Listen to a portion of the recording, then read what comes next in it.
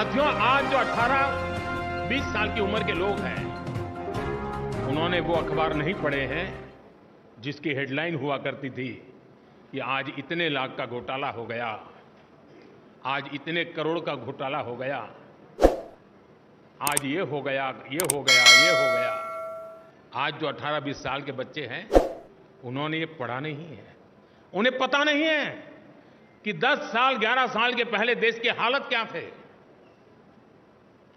उसने एक नया हिंदुस्तान देखा है और इसलिए उसके सपने भी वहीं से शुरू हो जाते हैं और तब जाकर के हमारी जिम्मेवारी अनेक गुना बढ़ जाती है।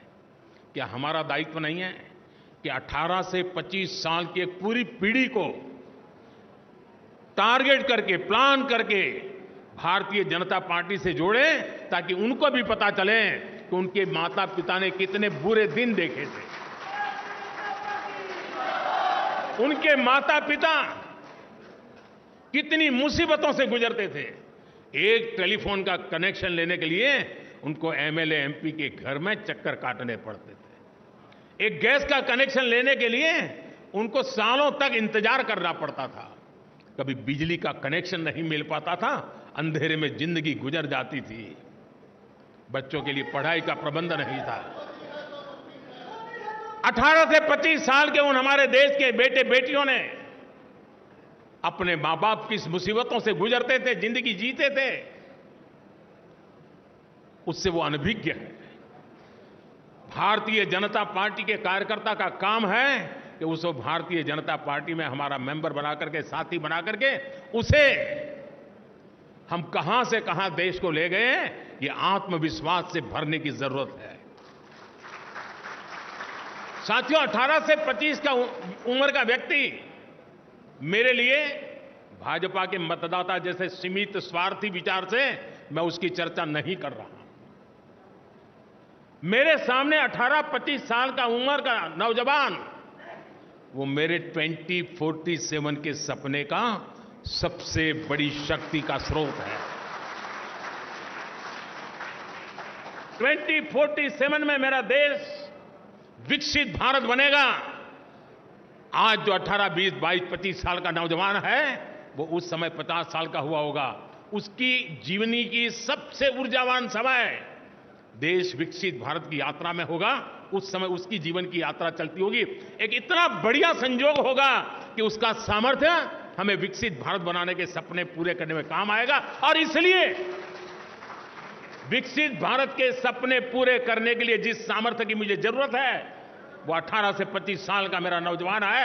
उसे हमने इस विचार से जोड़ना है, नेशन फर्स्ट के लिए, जीने के लिए जोड़ना है। और पंडित दीनदयाल उपाध्याय जी ने हमें मंत्र दिया था, चरैवेति चरैवेति चरैवेति, चलते रहो। एक समय था जब जनसंघ और भाजपा के कार्यकर्ता की पहचान, और आज भी कुछ राज्यों में भारतीय जनता पार्टी उसी जीवन को जीते हैं और अपने आदर्शों के लिए जूझते हैं।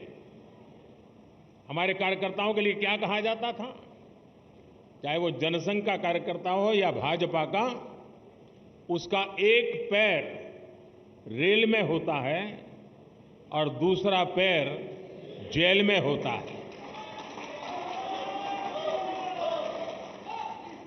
रेल में इसलिए कि भारतीय जनता पार्टी का कार्यकर्ता निरंतर भ्रमण करता था, प्रवास करता था, जहां भी उसको जाना होता वो दौड़ता रहता था और समाज की समस्याओं के समाधान के लिए सत्ता पर बैठे हुए लोगों के सामने संघर्ष करता था। और इसलिए कभी जेल तो कभी बाहर, ये उसकी स्थिति रहती थी। मुझे याद है, करीब 50 साल पहले की बात होगी, जनसंघ के लोग अहमदाबाद में सत्याग्रह कर रहे थे और एक अपनी कार्यकर्ता बहन जो जेल गई थी, करीब करीब 1 महीना लोग सब जेल में रहे थे सिर्फ आंदोलन करने के लिए, और उसकी गोद में 9 महीने का बच्चा हाथ में लेकर के वो जेल में 1 महीना गुजार करके आई थी। ऐसे जुल्म सहकर के ये पार्टी यहां पहुंची है।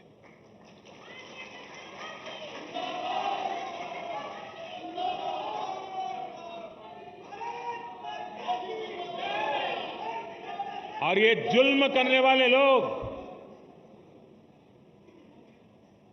एक छोटे से जुलूस को भी स्वीकार करने को तैयार नहीं होते थे, जेल में बंद कर देते थे।